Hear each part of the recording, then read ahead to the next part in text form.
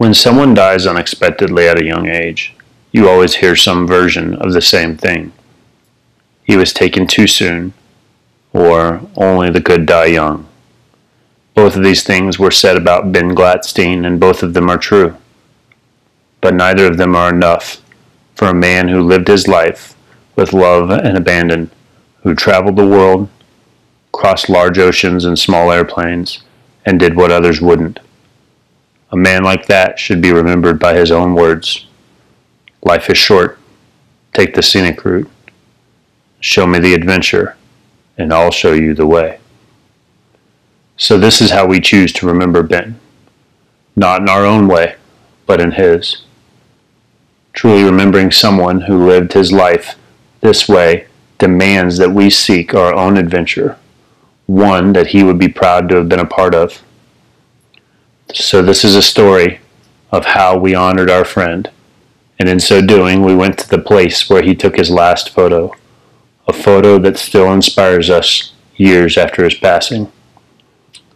This is a story of how a group of friends, old and new, crossed a country, 6 national parks, and more than 20,000 miles over the dirt roads and back roads of the United States to get out to Garrapata.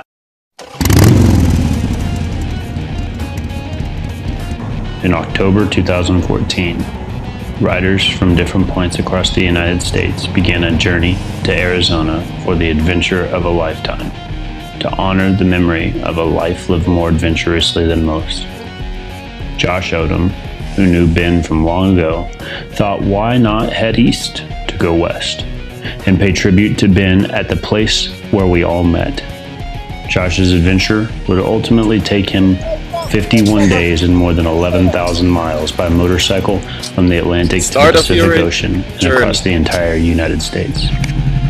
Scott North left his Denver, Colorado home not long after Josh left the East Coast, and though he didn't know Ben, he was eager to be a part of our adventure, and a very valuable part he became.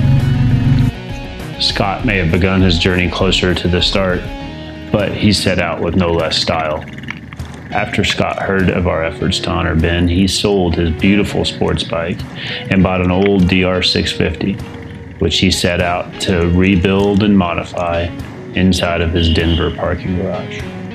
Scott would ultimately set out solo through the dirt roads and back roads of southern Colorado to rendezvous with Josh at the hot air balloon fiesta in Albuquerque, New Mexico.